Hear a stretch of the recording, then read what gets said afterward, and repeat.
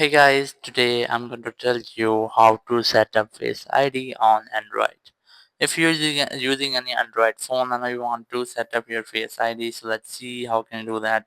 Just open your device settings and here just goes for search and search for face. So just search for that and here you must have to look for add a face or a register face, just like that. Just tap on this option and here you can easily select the combination. I'm going to select the pattern and face recognition from here and then just create a pattern, then confirm your pattern and here you must have to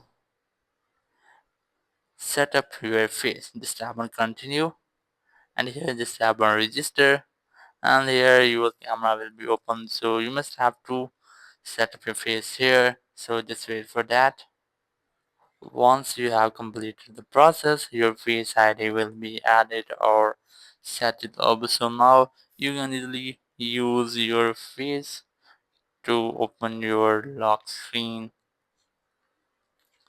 or for different features. So that's how you can easily set up your Face ID on any Android phone. Thank you very much for watching the video. Until next video, bye bye.